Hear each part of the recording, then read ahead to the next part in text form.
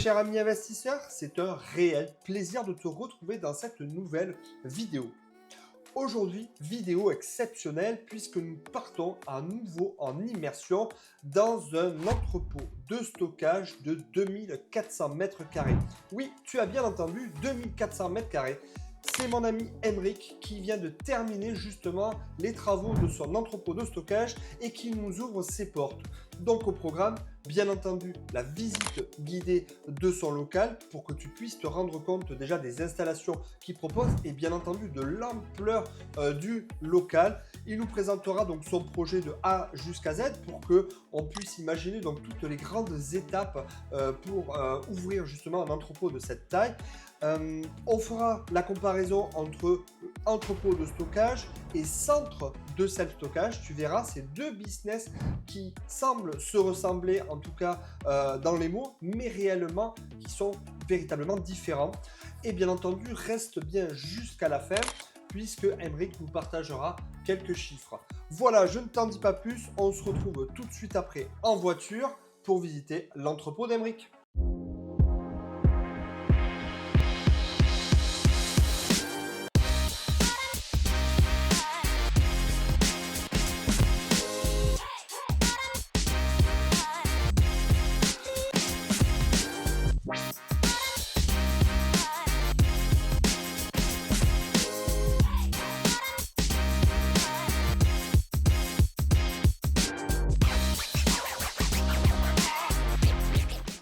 Mais avant de démarrer cette vidéo, petite parenthèse, je me présente rapidement, je suis Nicolas Todo, je suis propriétaire de plusieurs centres de self-stockage et j'ai créé la toute première chaîne YouTube dédiée à cet investissement de niche dont personne ne parle et pourtant qui s'avère être très rentable. D'ailleurs, si toi aussi tu veux passer à l'action, tu es peut-être propriétaire d'un local, d'un terrain ou tu es tout simplement en recherche pour ouvrir ton premier centre de self-stockage, ça tombe bien, j'ai créé une formation unique en France, c'est d'ailleurs la seule formation dédiée à cet investissement-là. Il regroupe donc tous les spécialistes du métier et donc tous les chapitres nécessaires pour t'aider toi aussi à ouvrir ton premier centre de self-stockage. Si tu veux en savoir plus, c'est très simple, il y a un lien en description qui te permet de prendre rendez-vous avec moi, c'est un appel de 30 minutes qui est complètement gratuit où je répondrai donc à toutes tes premières questions et on envisagera peut-être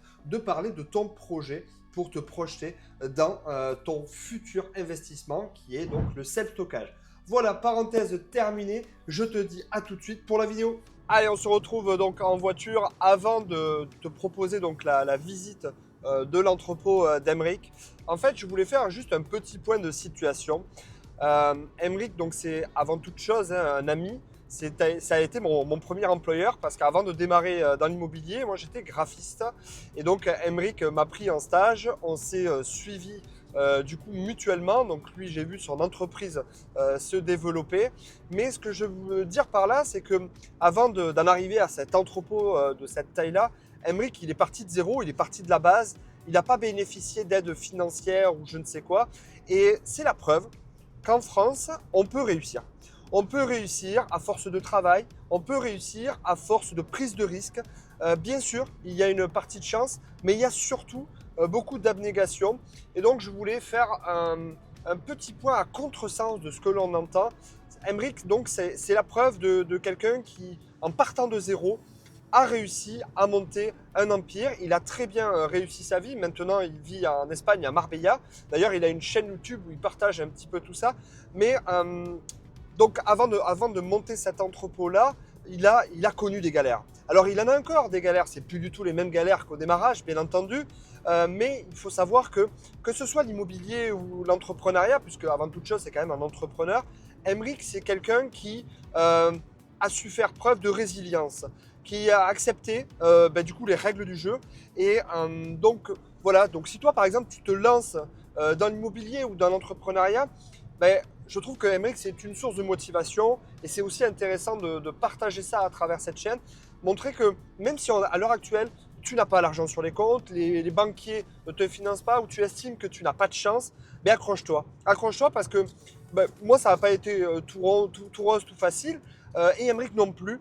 Et voilà, finalement, à force de travail, il a accepté aussi les règles du jeu, il y est arrivé, il est arrivé à ça. Encore une fois, je ne dis pas que la vie est toute rose maintenant, mais en tout cas, des galères, on en a encore, mais on peut y arriver. On peut y arriver, on peut arriver à ses objectifs, tout dépend des objectifs que tu te fixes, mais quoi qu'il en soit, je dirais même mieux, tout dépend de l'énergie, de la motivation que tu vas avoir. Donc j'espère que cette vidéo va aussi te motiver dans tes investissements. Et je te dis donc à tout de suite pour la visite des locaux d'Emric. Allez, avant de visiter l'intérieur du bâtiment, je voulais te situer le bâtiment de l'extérieur. Donc on est dans une zone industrielle à la campagne. La preuve en est, il y a même des petites biquettes qui broutent à l'extérieur, puisqu'ici il y a de la place, il y a du terrain. Comme tu peux le voir sur la partie gauche du bâtiment, il y a une échelle qui permet aux pompiers d'accéder au toit en cas de feu. Et on va accéder tout de suite donc au portail. Tu vas voir, la taille du portail est colossale puisque il faut que des camions puissent accéder, manipuler facilement, puisqu'ici on se fait livrer des colis par palette. Et pour livrer à l'intérieur du bâtiment, tu peux voir à gauche et à droite 4 quais de déchargement qui sont essentiels. Les camions se mettent donc à cul sur le bâtiment et viennent livrer donc les palettes. Il y a des caméras de vidéosurveillance à chaque extrémité du bâtiment ainsi que devant qui sont contrôlées avec de l'IA pour détecter automatiquement les personnes qui rentrent. Voilà, je voulais insister également sur le bardage qui fait vraiment très moderne. On est sur un bâtiment de dernière génération, donc voilà, j'adore. Allez, on se retrouve tout de suite à l'intérieur du bâtiment. Salut Nico, Salut mon poulet. comment vas-tu? Ça va et toi? Ça va, je t'en prie, rentre. Allez Emric, on se retrouve donc derrière la caméra. Tout d'abord, merci de nous accueillir dans ton nouvel entrepôt. Il est tout beau, tout neuf. Avant de démarrer, parce que j'ai pas mal de questions en fait à te poser, j'ai bien travaillé. Et du coup, je voulais que tu me proposes finalement une immersion, une petite visite de tes locaux, parce que de l'extérieur, c'est colossal. Moi, je les connais, donc je voulais juste vous partager ça. Vous verrez, l'intérieur, c'est absolument encore plus grand, plus grandiose. Donc voilà, est-ce que tu peux nous présenter un petit peu tout ça? Moi, je te suis. Et puis après, on se retrouvera pour toute la partie questions dans ton bureau. Ok, ça marche. Bah, tout d'abord, bienvenue à ta communauté. Donc là, vous arrivez dans la zone bureau. On a une zone à peu près de 215 mètres carrés de bureau pour des postes de travail et des espaces de coworking. Donc avec les postes de travail pour les collaborateurs, ici. Ici, on a l'espace vestiaire où on attaque avec l'espace cuisine. Donc comme je vous ai dit, ça fait à peu près 215 mètres carrés.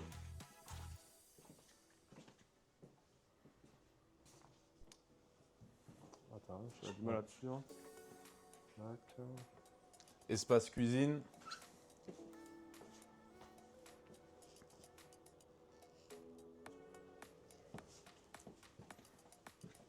Vestiaire homme.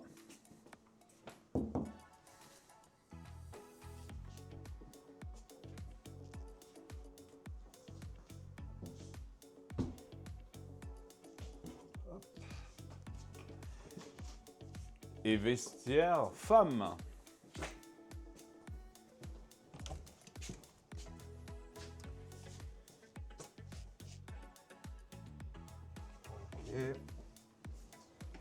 Du coup, ici, vous rentrez dans l'accès pour la zone entrepôt. Je vous en prie.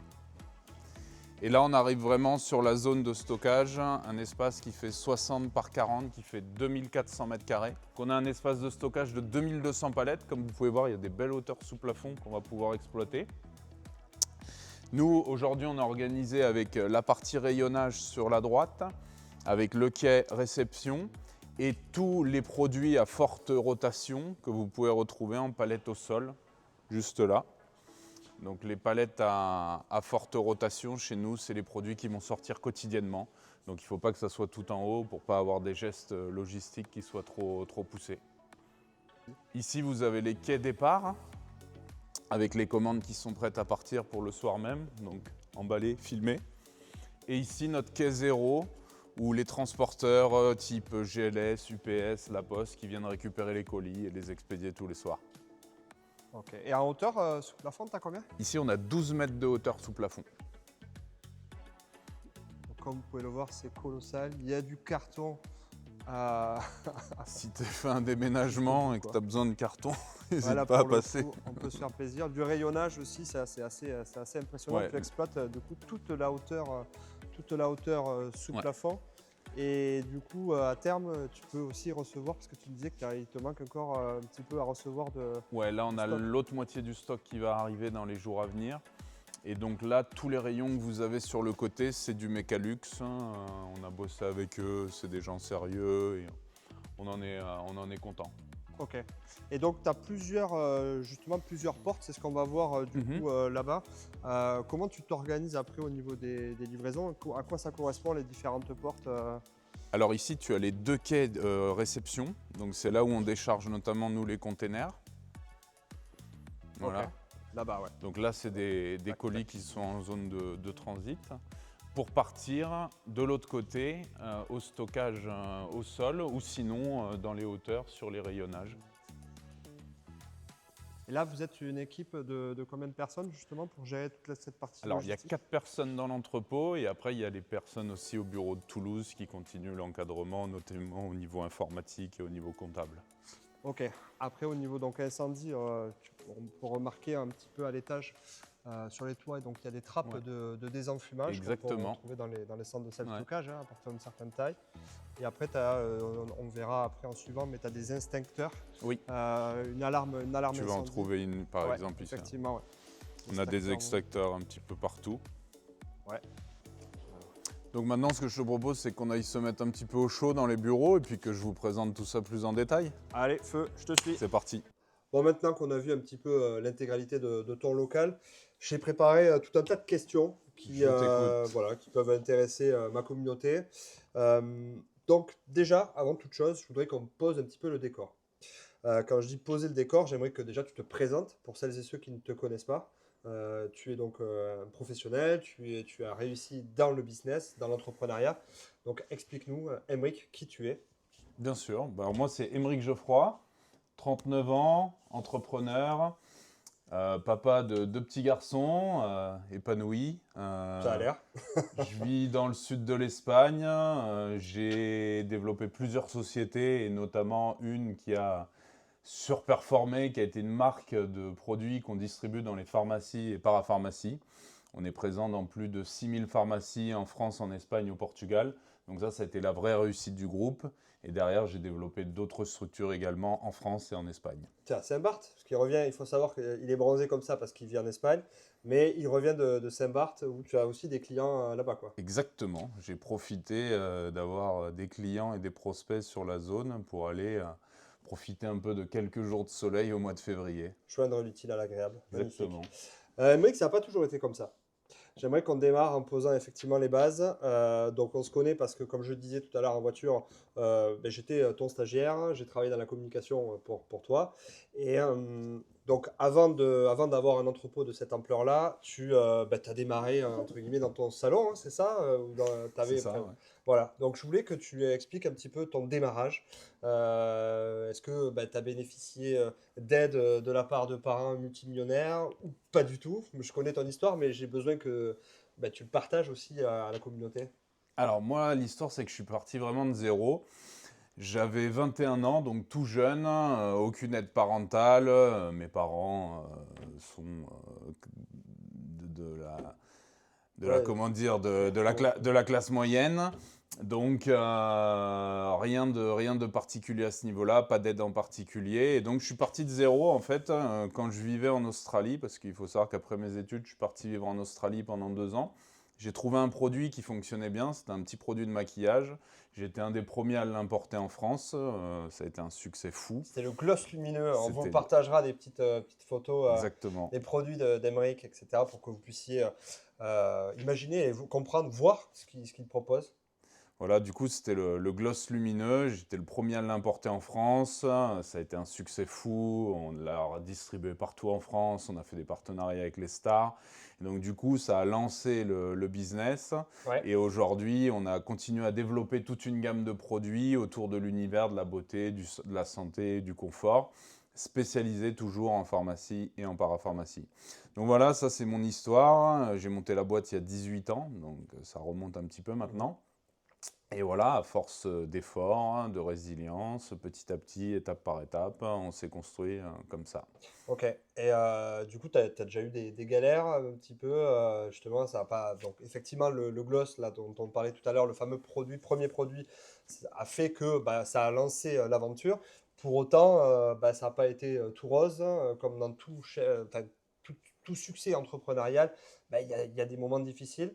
Toi, tu as connu ça, ces moments un petit peu compliqués qui t'ont construit et qui ont fait qu'aujourd'hui, bah, tu en es là peut-être. Si tu avais eu succès immédiatement et en tout cas prolongé, tu n'en serais peut-être pas là. Je veux dire par là que les échecs, les galères, ça nous construit aussi. Est-ce que tu as vécu des moments comme ça? Alors, j'ai vécu, je vis, et je vais Ah, continuer à vivre des galères. c'est intéressant. Ça fait partie de l'entrepreneuriat, qu'on commence, qu'on soit après 20 ans d'entrepreneuriat, c'est toujours la même histoire. Ok. C'est des galères quotidiennes, des problèmes à régler. Je pourrais t'en faire une Oui, Bible c'est en vrai que 3 pour écrire un volumes, livre, ouais. hein. Ok. Tu en t'en connais Oui, oui, quelques-unes. tout à Bah fait, ouais. tout à fait.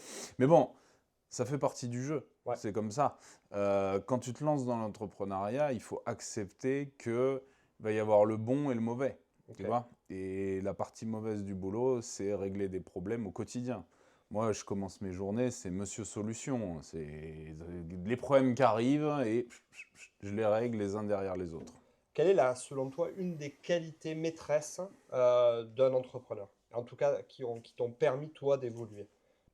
Pour moi, la plus grosse qualité de l'entrepreneur, c'est vraiment d'accepter et de supporter les coûts.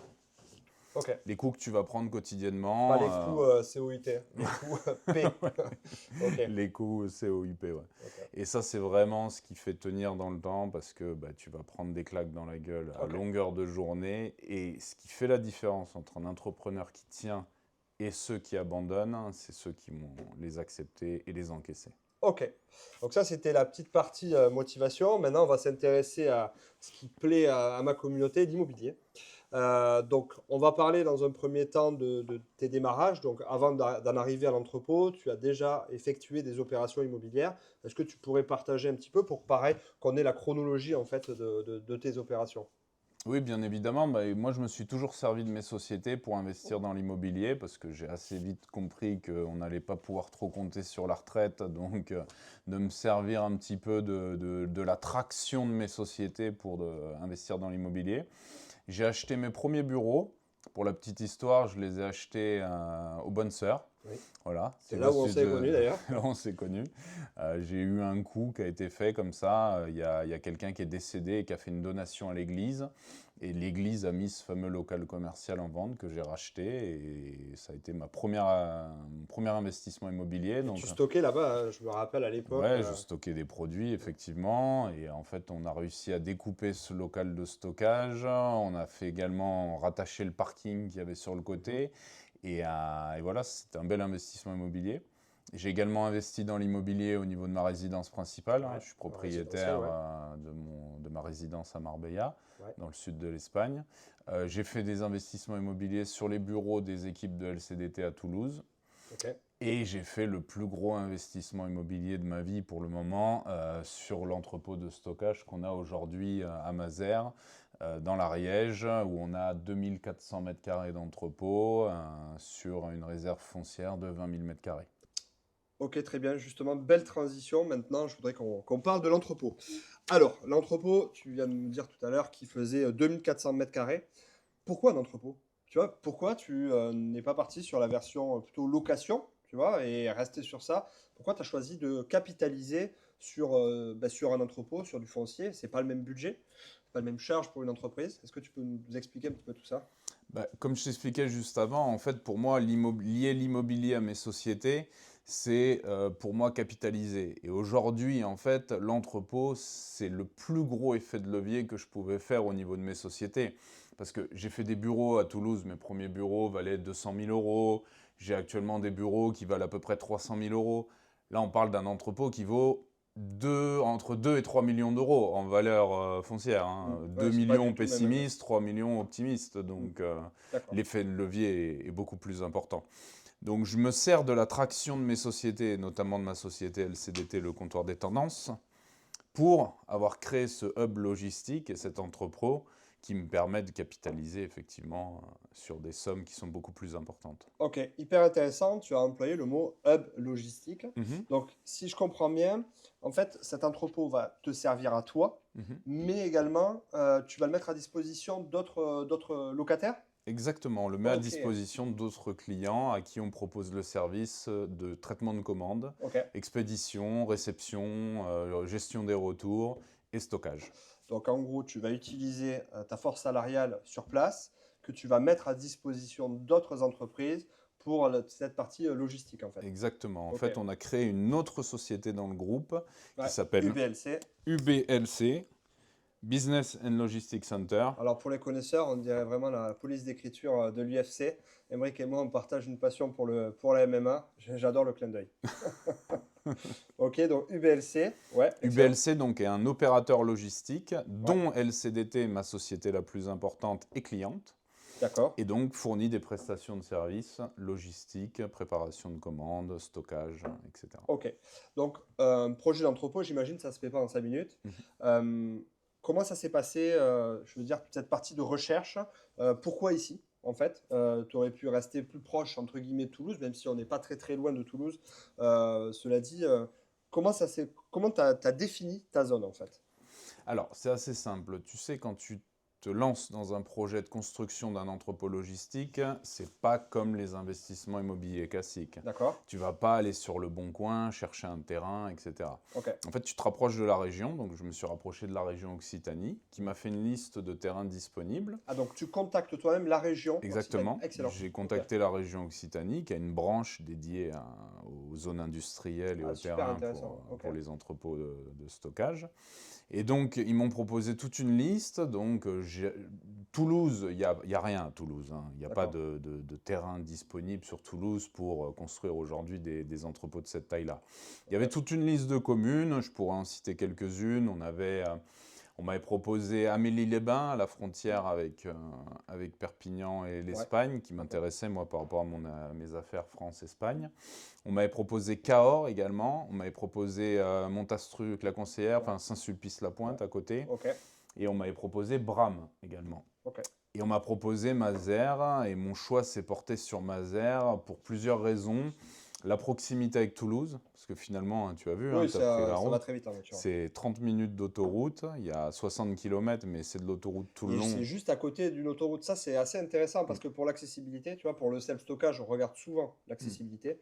Là, pour le coup, ben, c'est juste à côté, quoi. Donc, pour tes livreurs, c'est le top du top, quoi. C'est ça, en fait, il faut savoir qu'on a l'aire d'autoroute qui est juste à côté Mm. et on a également en voisin un des plus gros de la région qui s'appelle Dangean Logistique et qui s'est pas mis là par hasard non Ouais, plus. excellent. Donc, tu as regardé aussi ça, quoi. On a l'accès autoroutier, effectivement, on a tous les transporteurs qui passent quotidiennement et c'est un vrai plus pour l'activité. Ok. Après, j'ai également choisi cette zone parce qu'il faut savoir qu'il y a un dispositif en France qui s'appelle le dispositif FRR, France Revitalisation Rurale.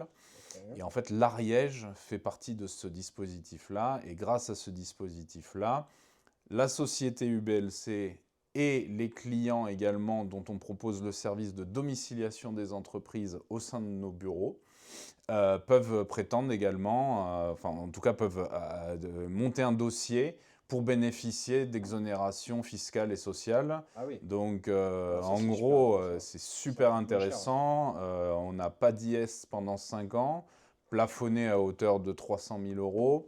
On n'a pas de taxe foncière, on n'a pas de CFE. Et tout ça, nous, on a obtenu l'agrément de domiciliation des entreprises auprès de la préfecture de Foix. Et donc, on peut accueillir nos clients logistiques qui peuvent venir mettre leur stock ici, dont on préparera les expéditions et les préparations de commandes. Mais ils peuvent également domicilier leur entreprise ici et venir travailler dans nos bureaux, dans le coworking, Ouais. Excellent. quand ils veulent, durant les horaires d'ouverture, et prétendent à pouvoir bénéficier de ces exonérations fiscales. Donc ce que je veux dire, c'est que pas besoin de partir à Dubaï, les gars, pour pas payer C'est plutôt d'impôts. bien. Effectivement. Il y a des solutions également qui existent en France, notamment pour lancer un business, lancer des affaires. Vous savez, souvent les gens ils crachent sur la France, etc. Mais il y a quand même des choses qui sont en place pour lancer des structures, pour lancer des business. Alors après, c'est sûr que passé les 5 ans, il faudra Oui, mais passer par normalement, la... effectivement, tu t'es amélioré. Enfin, en tout cas, tu as augmenté ton chiffre d'affaires et les risques sont plus les mêmes. Donc, tu es capable d'encaisser aussi ces charges-là, quoi, normalement. Exactement, exactement. Ok. Au niveau de la taille, tu disais donc 2400 mètres carrés. Mhm. Pourquoi? Pourquoi tu n'as pas fait 1000 mètres carrés tu Alors, vois, comment tu as défini ta taille? alors, par rapport au nombre de palettes qu'on avait en stock, D'accord. nous, il faut savoir que quand on a lancé l'entrepôt, le projet de l'entrepôt, on avait à peu près 800 palettes en stock. Quand on a commencé les travaux, on était à 1000, 1200 et aujourd'hui, on est à 1500 palettes de stock. Ok, donc tu as intérêt à prévoir sur du long terme, quand même. Exactement. Ok. Et ça, de toute façon, l'entrepreneuriat aussi, c'est l'anticipation. Il faut toujours anticiper avec 2-3 ans d'avance ce qui va se passer. Et aujourd'hui, on a une réserve foncière derrière de terrain qui nous permet d'agrandir l'entrepôt jusqu'à 14 000 m². Donc en gros, à chaque fois qu'on aura un besoin d'extension, on rajoutera une cellule de 500 ou de 1000 supplémentaires. Et on a une emprise au sol là sur le terrain. Donc le terrain fait 20 000 m² en tout et on a une emprise au sol de 70%. Donc on a 14 000 m² de potentiel de construction. Ok, donc tu trouves la ville, tu définis ta taille. À la suite de ça, bah, tu as un terrain, ok, tu proposes une offre, un prix pour ce terrain-là. Ouais. Et après, quelle est la suite de la procédure? Donc, c'est une partie urbanisme, j'imagine, que tu viens de déclarer la construction de ton local. Comment ça se passe, ça? Alors déjà par rapport au prix du terrain, il faut savoir un truc, c'est qu'il n'y a pas de négociation là, les prix sont définis par la région, donc il y a des prix à telle ville. On donnera les chiffres à la fin de la vidéo, comme ça vous obligera à regarder jusqu'à la fin. Après, la partie urbanisation, c'est la plus compliquée, c'est la plus complexe. Moi, il faut savoir qu'entre le moment où j'ai lancé le projet, où j'ai donné mon accord à la mairie, plus précisément à la communauté de communes, et le moment où on a fini de construire l'entrepôt, il s'est passé 4 ans. Ok. Alors, incroyable. 4 ans. Il faut être accroché. Et alors, pour le connaître, pour connaître Aymeric, effectivement, en perso, effectivement, c'est pas un long fleuve tranquille, un long chemin tranquille. Là, pour le coup, il faut s'accrocher un petit peu, quoi. Voilà, c'est vraiment... C'est quoi les difficultés quand tu dis 4 ans? Pourquoi autant de temps? Alors, bon, déjà 4 ans, il faut savoir qu'on a eu le Covid au milieu qui n'a pas aidé. Je pense qu'on a perdu un an et demi à cause du Covid. Donc, je dirais plutôt 2 ans et demi. Mais même 2 ans et demi, c'est super long en termes de timing. C'est des ascenseurs émotionnels en permanence. Quand on développe des sociétés, on ne peut pas travailler comme ça. Et en gros, c'est très compliqué parce que plusieurs services se renvoient la balle. Notamment, nous, on a eu un gros souci entre la communauté de communes et le service de traitement des eaux de Pamiers ou de Foix, je ne sais plus, qui communiquaient mal. Bref, ça a perdu. Il y a eu des pertes de temps quand même qui ont été considérables. Et donc, on s'est retrouvé à construire avec du retard. Ok. Après, toute la notion d'incendie, tu vois, dans le self-stockage, on a souvent la problématique de l'incendie parce qu'en fait, quand tu viens de déposer un projet, tu vas défendre ton projet face à la mairie et la mairie reboot souvent les projets parce que ils demandent soit ils bloquent carrément parce que c'est trop dangereux d'un point de vue incendie ou alors ça ne crée pas d'emploi. Donc du coup, tu as intérêt vraiment vivement à être accompagné sur cette partie incendie. Toi, comment ça s'est passé là pour le coup, pour la construction et pour toutes ces problématiques? Tu as parlé de l'eau tout à l'heure. Comment t'en es... Enfin, j'imagine que c'est pas toi qui l'as fait tout seul, tu vois ce que je veux dire. Donc, comment tu t'es débrouillé? Alors nous, on a pris un accompagnement déjà. On a travaillé avec mon ami Jean-Michel, que je salue, qui est maître d'œuvre, qui a synchronisé tout le monde et qui m'a accompagné tout le temps des travaux. Il est vrai que moi, j'ai aucune compétence en construction et en synchronisation des travaux publics, des plombiers, des électriciens, etc. Moi, j'ai supervisé ça un petit peu de loin. Et puis, je ne suis pas sur place. Moi, j'habite pas à Toulouse, j'habite en Espagne et dans le sud de l'Espagne, donc assez loin. Donc, on a eu cet accompagnement-là. Et pour tout ce qui est incendie et sécurité, on a eu l'encadrement d'un bureau d'études, plus précisément la Socotec. Ah ouais, très bien. On les utilise aussi, nous, en électricité, enfin moi particulièrement, et après pour mes élèves, pour les personnes que j'accompagne, je travaille beaucoup avec eux. Et donc voilà, ça aussi, ça a été une perte de temps, parce qu'il a fallu calibrer, synchroniser avec eux. Ils nous ont renvoyé 2-3 fois le dossier, c'était pas OK, il fallait revoir certains points, et voilà. Et après, au niveau de l'installation, ça va... Enfin, c'est quand même un bâtiment relativement simple, tu vois, c'est pas comme une maison où tu as effectivement beaucoup de... Enfin, t'as des installations électriques différentes, on va dire. Et combien de temps ça a pris la fabrication, tu vois, à partir de la dalle, enfin, même déjà, rien que la dalle, ça prend énormément de Mhm. temps, toute la préparation du terrain, en fait. Bah, ça a pris à peu près 12 mois. 12 mois, ok. Ouais, 12 mois, il a fallu terrasser, il a fallu couler la dalle, il a fallu laisser sécher, il a Ok, fallu ensuite faire passer le bardage métallique, ok, la toiture, l'électricité, la plomberie.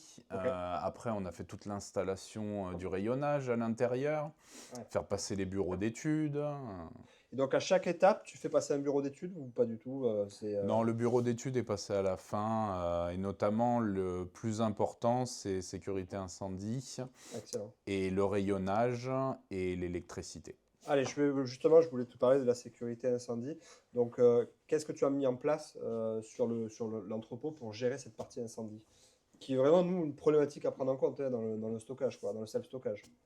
Alors, comme je t'ai dit, on est encadré par la Ouais. Socotec, hein, donc on a Les trappes de désenfumage, les ouais. trappes de désenfumage, merci. Ouais. On a mis des extincteurs Ok, ouais, tout partout. autour des rayons. De Si l'alarme ma incendie, mémoire est j'imagine. bonne, c'est tous les 100 mètres carrés, donc on a une Ah ouais. vingtaine d'extincteurs sur tout l'entrepôt. Ok. Voilà, en Et après, gros. t'as pas une alarme incendie, j'ai vu Si, pardon, aussi, oui, toi, oui, ça. on a une Ok. alarme incendie, plus une alarme avec des caméras tout autour. Ok. Après, au niveau de l'affichage, nous, dans le self-stockage, tu vois, tu fournis un plan, les plans d'évacuation de secours, etc. Là, j'ai vu que tu avais quand même de l'affichage parce que tu as des salariés hein, sur Mhm. place. Donc ça, c'est obligatoire, j'imagine aussi. On te l'impose. Alors ça, c'est lié à l'activité Ok. logistique hein, et à la réglementation et au code du travail, notamment avec l'affichage obligatoire, oui, Ok. effectivement. Au niveau des horaires d'accès, c'est les 24 heures sur 24 ou au contraire, tu as des horaires enfin, fixes et tu peux pas déroger.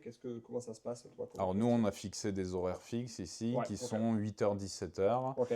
Donc non, c'est pas du 24-24 comme on peut retrouver notamment Ouais, comme dans le dans self-stockage, le ouais. self-stockage. Ok, ben encore une fois, belle transition. Est-ce que tu connais le business du self-stockage puisqu'on en parle régulièrement.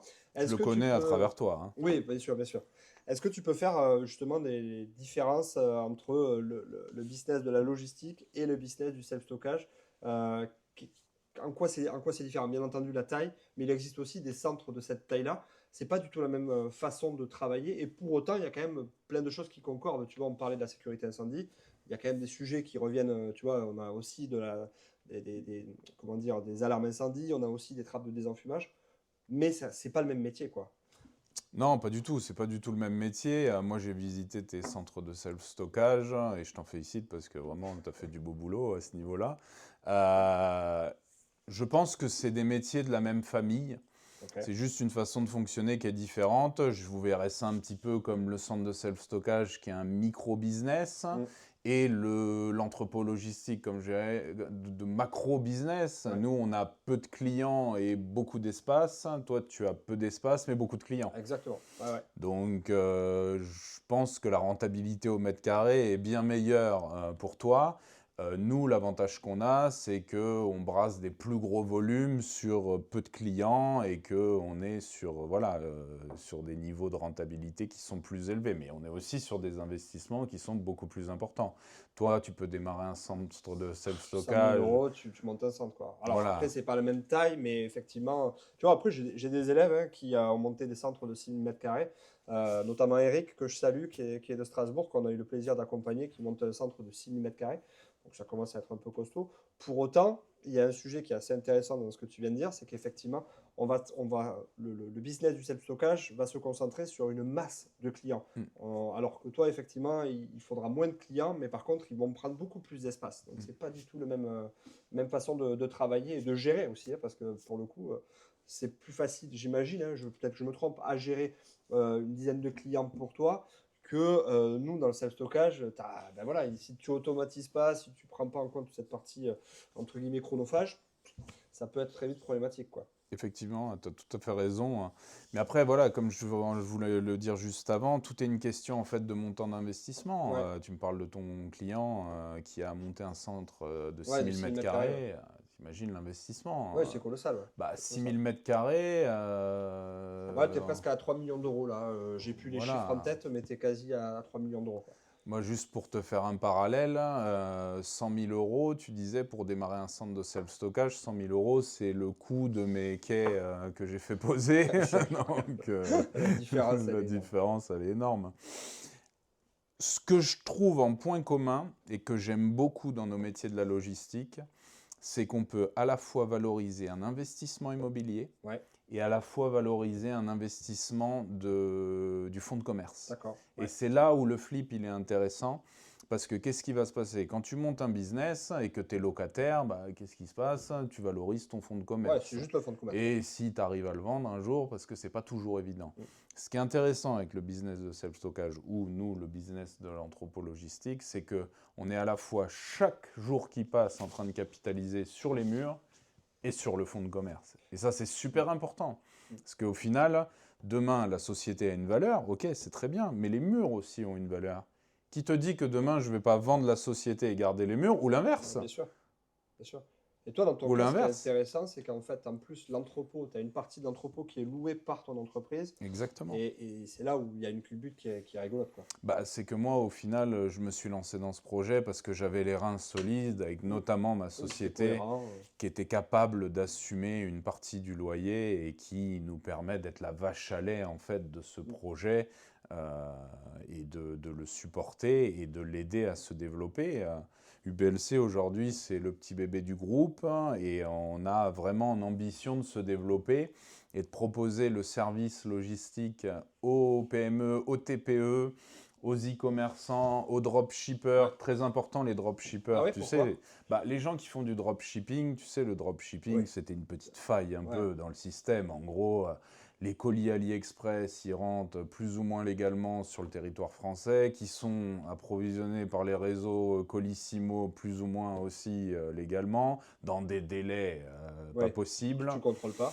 Et là, en gros, les gouvernements européens sont en train de Ah, je savais légiférer pas du tout. et les colis qui vont rentrer AliExpress, Temu, Shein, etc. vont être taxés. C'est-à-dire que tu vas commander un petit truc sur AliExpress 10 euros, mais le colis va être taxé de 20 euros. D'accord. Donc tous les dropshippers qui sont là au milieu, qui n'ont pas de stock, qui vivent pas en France pour la plupart, qui vivent à Dubaï, etc., c'est fini pour eux.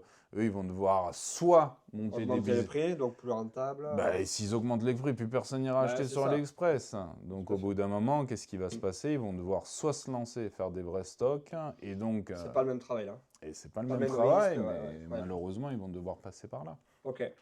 Euh, Ensuite, j'aimerais parler d'un sujet que tout le monde attend, c'est toute cette partie chiffres. Donc, on va démarrer tranquillement. Donc, ce projet t'a coûté combien concrètement? Alors le projet entier m'a coûté TTC 2,4 millions. Donc nous, on récupère la TVA sur les travaux. Donc il m'a coûté en tout 2 millions d'euros. Ok. À partir de là, tu vas voir la banque, tu demandes 2 millions d'euros. J'imagine que la banque te demande un petit apport. Ou pas du tout. Comment ça se passe Alors pour le moi, tu sais, financement? ça me fait rire parce que ça fait 10 ans que j'ai quitté la France et à chaque fois que je discute avec les Français ils prétendent aller emprunter de l'argent à la banque sans apport, moi, à chaque fois, Ouais, je trouve c'est ça vrai. lunaire. Mais en Il fait, n'y a qu'en France où tu peux aller voir le banquier et limite mettre zéro. Moi, je connais des gens dans ma ça se famille, fait plus maintenant, si. T'en as je encore? Ah connais ouais? des gens dans ma famille, pas ces derniers temps, mais il y a 2-3 Ouais, ans, voilà, là, voilà. Ouais, c'est vrai qu'à l'époque, tu pouvais qui ont emprunter. été empruntés Ouais. et qui ont ni payé le bien, ni payé les frais de notaire, ni payé les frais d'agence. Mais moi, Se sont fait. ça m'est arrivé, les premiers biens, Ah, tu pouvais le c'est faire. Ouais. une dinguerie, c'est une Acheter les immeubles dinguerie. de rapport, tu demandais aucun apport. Ou si, ils te disaient de le mettre à la fin, en fait. Mais du coup, tu sors rien, tu sors pas de trésor, quoi. Et Maintenant, c'est plus compliqué quand même. oui, je sais, c'est plus compliqué, mais ça reste quand même. Je pense qu'aujourd'hui, avec 10-15% d'apport, tu arrives à t'en Oui, sortir voilà, ouais, c'est avec ça, la ouais, banque tout à en fait. France. Ouais. Moi, tu sais, je vis en Espagne depuis longtemps et je suis habitué au système espagnol. Nous, en C'est Espagne, quoi? c'est 30%. 30% C'est d'apport. 30%. Pro ou si tu veux. particulier, c'est pareil? Pro particulier, c'est pareil, ouais. Pouah. Ouais. Si tu veux, on pourra faire une vidéo dédiée à Ouais, ça serait l'immobilier cool, ouais. espagnol. Ouais, carrément. Ouais. Carrément, belle idée. Ouais.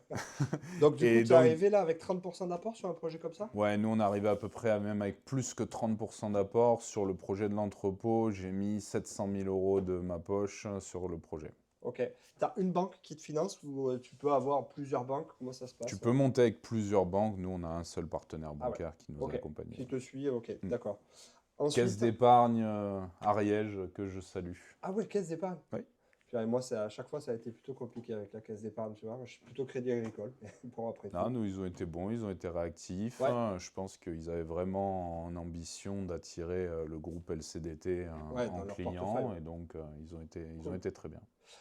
Tu arrives devant le banquier, enfin, tu lui donnes quoi? En fait, donc, tu as des devis, tu as un prévisionnel, tu as tes bilans, j'imagine. Exactement, bah, tu arrives quand même, comme je te dis, moi j'ai une Faut armer, quoi. société qui pèse 4 millions d'euros de chiffre d'affaires, avec des bilans très positifs, avec des EBE très positifs. Donc là, à partir de là, le banquier voit qu'il y a du rendement. Et puis tu sais, moi, les sociétés que j'apporte en garantie, c'est des sociétés qui existent depuis plus de 15 ans. Donc Mmh. D'accord. on n'est pas sur des startups qui viennent de se monter. Ça fait un loyer à combien tous les mois, là?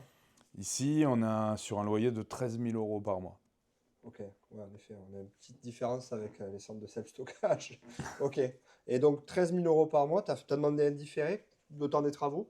Ouais, j'ai eu un différé le temps des travaux, mais ça, par contre, tu vois, je le regrette parce Ah que ouais? bah, il y avait les frais intercalaires et Ah les oui, frais ouais, ça tape, ouais. intercalaires, ils Ouais, étaient costauds, hein. d'accord. Et le taux d'intérêt, là, tu as un taux d'intérêt à combien, tu te rappelles? J'ai 3,8. Ok, ouais, ce qui est Ah, super, hein, ce qui est super quand même. ouais, ouais, ouais, Bon, pour toi, c'est toujours trop cher, on mais paye des moi, c'est intérêts. plutôt Il pas me mal. tarde que les taux d'intérêt rebaissent pour aller peut-être revoir mes amis de la caisse d'épargne Du pour coup, qu'ils ouais, on va ils baisser. baissent tout ça. Ok, donc 13 000 et quelques euros de loyer. Toi, l'idée, c'est justement d'aller chercher des revenus locatifs par l'intermédiaire de ton investissement. Mhm. Comment ça se passe? Donc, tu vas cibler qui et combien ça peut te rapporter? Alors nous, on cible aujourd'hui à travers l'activité logistique, comme je t'ai dit, des TPE, Ouais. des PME qui veulent externaliser la logistique. Tu sais, il y a des sociétés, et elles sont les bienvenues, hein, on pourra Ouais, les bien sûr, bien sûr. orienter, qui ne veulent plus traiter la logistique, qui ne veulent plus avoir un loyer Tout à avec un fait. entrepôt, avec des équipes à gérer, etc., et qui veulent se concentrer sur leur métier.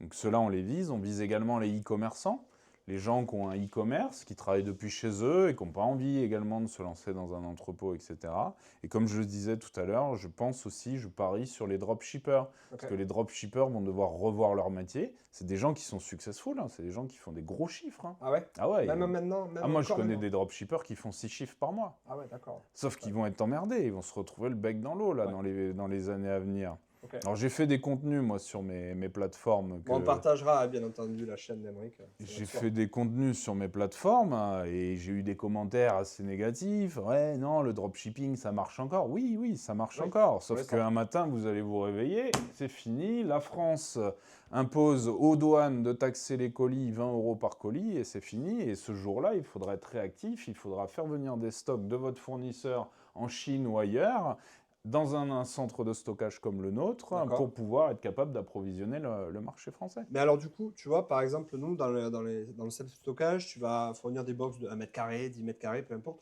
Toi, comment ça se passe? Imaginons, donc, je suis effectivement e-commerçant, Mhm. je veux louer un espace de stockage.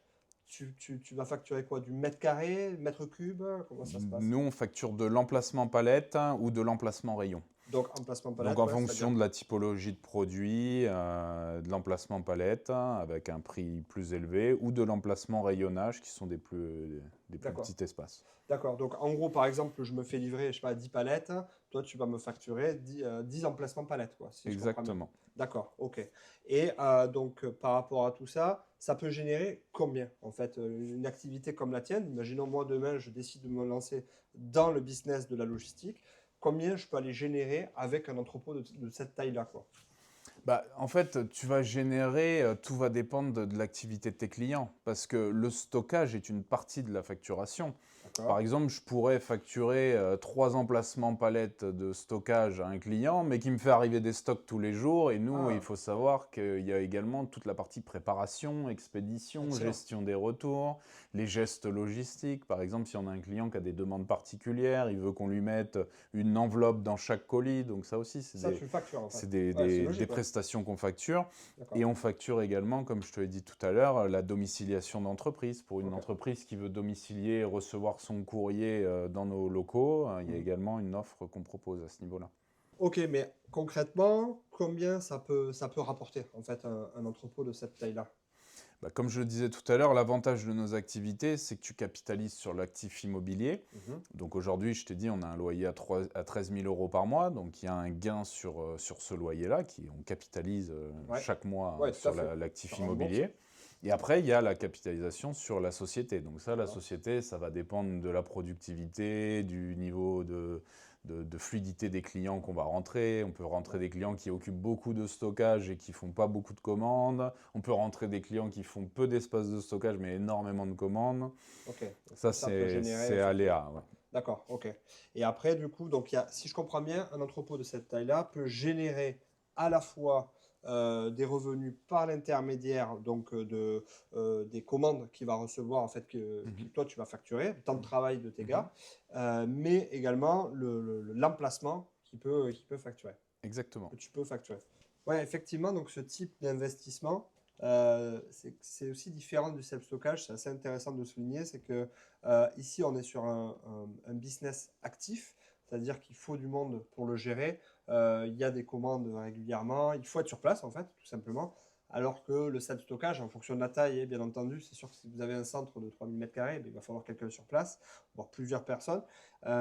Et donc, du coup, on est plus sur des profils passifs, en fait. C'est des investissements qui génèrent des revenus locatifs. Là, dans ton cas, toi, c'est plus une activité, en fait, vraiment, où il faut quelqu'un qui gère ça, quoi. Ou plusieurs personnes, dans ton cas. Ouais, effectivement, moi, tu vois, je déconseillerais à quelqu'un qui ait un profil investisseur passif, Ouais. comme sur les centres de self-stockage, de se lancer sur un entrepôt logistique. À part si il a un client locataire qui est prêt à lui prendre un bail de 9 ans Ouais. Même et lui là, payer avec une marge et du cash flow. Je conseille quand même aux gens qui veulent se lancer sur ce genre de projet d'avoir quand même derrière les reins solides et de se lancer activement dans l'activité et de pas, ça sera pas passif, c'est sûr. excellent. Et du coup, c'est intéressant parce que justement, j'avais posé la question, le profil idéal hein, pour ce genre d'investissement. Bien sûr, il ne faut pas se voiler la face. Il faut quand même, donc déjà, il faut de l'apport, ça va de soi. Ouais, il faut Mais des fonds. il faut derrière une activité qui tourne. Voilà, on n'ouvre pas un centre de stockage comme on ouvrirait finalement un centre de self-stockage en mode revenu passif. Ça va de soi. Exactement. Euh, Ensuite, j'aimerais aussi donc terminer entre guillemets cette vidéo avec quelques conseils. Il y a parmi ma communauté beaucoup de chefs d'entreprise qui ont ce profil d'investisseur comme toi. Quels conseils tu leur donnerais s'ils veulent ouvrir leur entrepôt demain? Tu as dit tout à l'heure qu'il fallait contacter la région pour avoir les terrains, etc. Est-ce que tu en as d'autres conseils justement à donner et la procédure finalement pour ouvrir un entrepôt, quoi? Bah écoute, je pense qu'on a fait un bon résumé sur cette vidéo. Après, je leur dirais de s'armer de patience, de surtout pas abandonner. Les grands projets nécessitent de grandes choses et les grandes choses demandent du temps. Mm. C'est pas un projet qu'on peut sortir de terre en un claquement de doigts. Il faut s'armer de patience. Et bien surtout s'entourer, parce que bah, tout à l'heure, on parlait de Jean-Michel qui t'a accompagné sur ce Mhm. projet-là. D'ailleurs, bah, si tu m'autorises, on pourrait aussi, s'il y a des personnes intéressées, on pourrait partager bah, le contact de Jean-Michel qui Bien pourrait. sûr, glisse-le en commentaire juste en Voilà. dessous. Ouais. Je Euh, le recommande vivement. ouais, ouais, ouais. Et donc, est-ce que tu as quelque chose à ajouter? Quel est le futur d'Aymeric Geoffroy, du coup? Où tu te vois demain, professionnellement, mais aussi d'un point de vue de tes investissements immobiliers? Alors moi, aujourd'hui, c'est vrai que l'investissement immobilier, je pense qu'on va beaucoup concentrer sur le projet de Mazères. Comme je t'ai dit, j'ai une réserve foncière de 20 000 m². Je peux monter l'entrepôt jusqu'à 14 000 m². Donc aujourd'hui, chez UBLC, l'objectif numéro un, ça va être d'agrandir l'entrepôt et de faire rentrer des clients partenaires. Et en fait, l'avantage qu'on a chez UBLC, c'est que je suis moi-même entrepreneur et j'ai moi-même ma marque. Donc il faut savoir quelque chose, c'est que je suis tout à fait capable d'entendre et de comprendre mes clients parce que Tu vis le le truc, métier quoi. de la logistique est un métier Mm. et le métier de la création et de développement d'une marque et d'une société de distribution ou de vente de produits en ligne en est une autre. Et c'est également une casquette que j'ai qui me prend claire partie de mon temps. Il faut savoir, moi, UBLC, j'y passe du temps, à peu près 20 à 30% de mon temps, mais 70% du temps, je suis sur le développement de ma société, notamment LCDT, qui est la marque revendue dans les pharmacies et les parapharmacies. Ok, donc bien entendu, si vous êtes à la recherche d'un entrepôt hein, dans le coin, on est donc comme disait Emeric, il est sur Mazères. Voilà, si vous êtes à la recherche, n'hésitez pas en commentaire. Emeric, on va aussi partager ta chaîne parce que tu partages du contenu sur les réseaux. Est-ce que tu peux expliquer rapidement ce que tu fais et quelle est ta volonté à travers ce partage de contenu? Oui, bien sûr. Alors, moi, j'ai une chaîne Instagram, YouTube, LinkedIn et TikTok. C'est emeric.geoffroy. On vous mettra les liens juste en dessous. Je partage du contenu très personnel qui va être tourné sur l'Espagne, sur l'entrepreneuriat. Et très important, c'est mon troisième axe, c'est de kiffer parce que je dis toujours que le plus important dans la vie, c'est de kiffer. Là, pour le coup, Marbella, c'est difficile de pas kiffer. Quand tu vois Voilà. le temps qu'on a à l'extérieur, Donc on a ça change un peu. beaucoup de lifestyle sur ma chaîne hein, et je partage du kiff parce que, comme je le dis juste avant, c'est important de kiffer. L'entrepreneuriat, c'est très lourd, c'est très prenant et je pense qu'il faut aussi se concentrer sur le verre à moitié plein et sur les bons côtés aussi de l'entrepreneuriat. Excellent mot de fin. Merci en tout cas, Emeric, pour le temps que tu m'as accordé, que tu nous as accordé. On te souhaite bien entendu que le meilleur. Et puis, je te dis à très vite. On fera peut-être d'autres vidéos justement parce que tu as pas mal de choses à partager. Donc, je vous dis à toutes et à tous à très vite pour une prochaine vidéo. Salut! Ciao!